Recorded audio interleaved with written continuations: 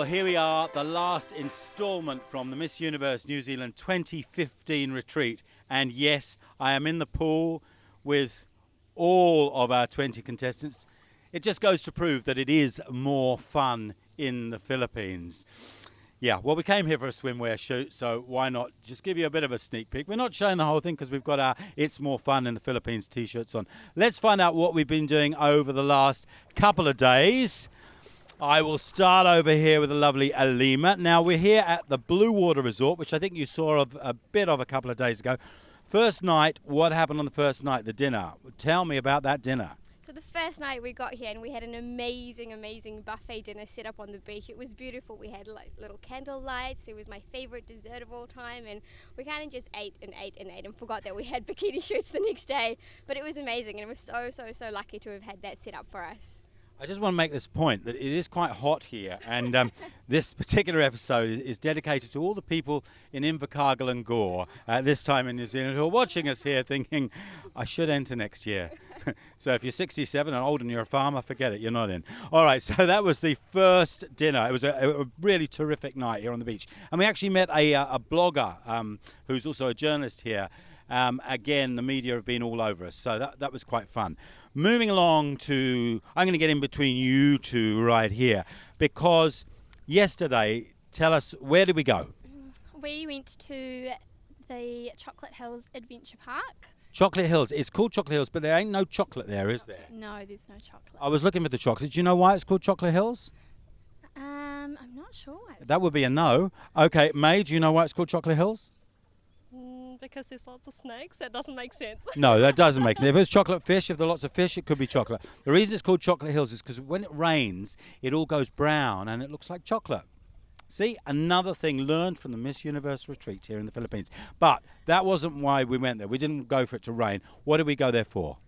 So we did heaps of challenging type heights, and we were walking on ropes, and it was incredibly hard for me personally. I'm extremely scared of heights. So it was very relieving to be sitting in the bus at the end of it all. Now, I know you're seeing some of this footage now, and one of the things you're seeing is the most extraordinary eco-zip, a bike ride from hell. Well, not from hell, it was fun, wasn't it? You did the bike ride, didn't you, May? I personally loved it. Like, I'm an adventurous person, as they would say, and you just go on the bikes and just look at the hills and just, I don't know. I didn't want to think about falling, but just the views just took me away. Jack, Yan, our co-director, and me, we went on it, and my partner Aloha was coming back the other way, and she goes, high five, and we went, no, put your hand down, no. I can work out why Lance Armstrong did drugs now. Right, moving on. Also at Chocolate Hills, there are lots and lots of other adventure-y things to do. You didn't quite do the bike ride, Monique, but what did you do? I went out, there was other high ropes and other activities for us to do. I didn't quite make it right through. I took a couple of steps out and piked, but these girls need a cheerleader, so I was that cheerleader on the side, cheering them on. I needed a cheerleader. I needed some Valium. Now, Layla, you were a little bit tentative, but you did it, didn't you? You did the big flying zip thingy. You were pushed off in the end, and you came down. How did you find it? Yeah, so I just did all the rope courses. I'm not much of a heights fan, but had a little bit of a freak out. But the staff were like, "Yeah, it's okay, it's safe." But I had trust issues with like the cable. Well, I think you did very well, and you came down with one heck of a go as you came down. So well done. So after lunch, we needed to relax a little bit, and we went on this absolutely beautiful lunch cruise on the Lobuk River, didn't we, Nikki?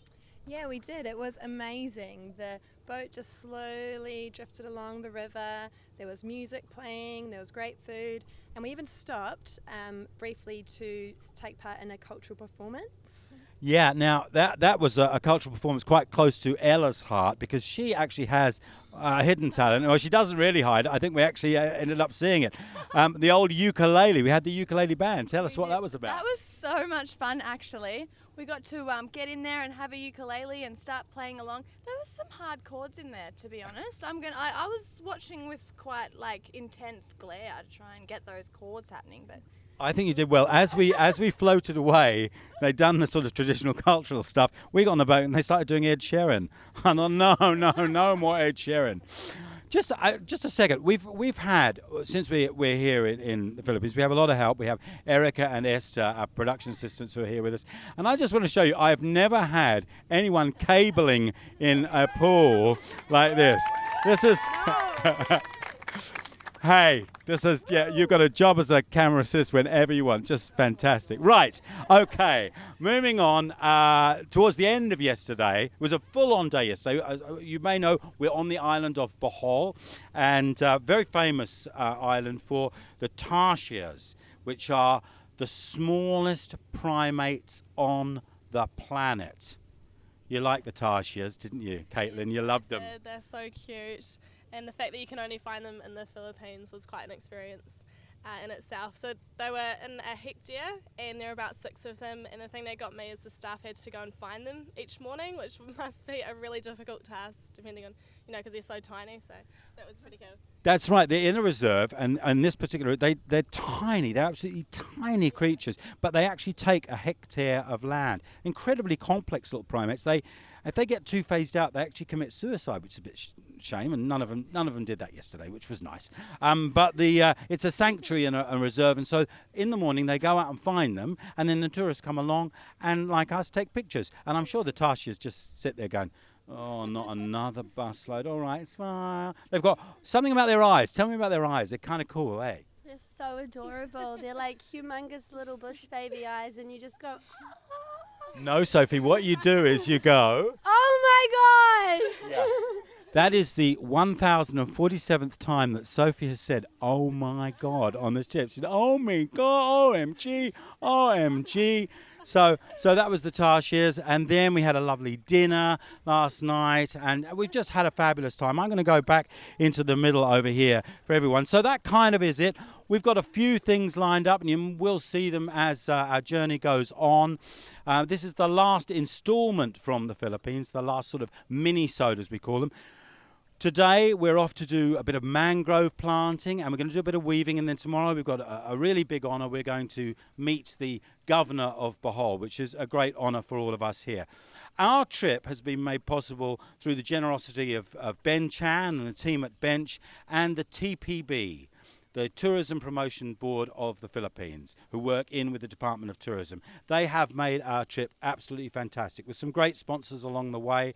We had the New World Hotel in Manila, we had the J Park, and here at the Blue Water Resort. And of course, some great help from Philippine Airlines. Without those sponsors, we could not do a retreat like this.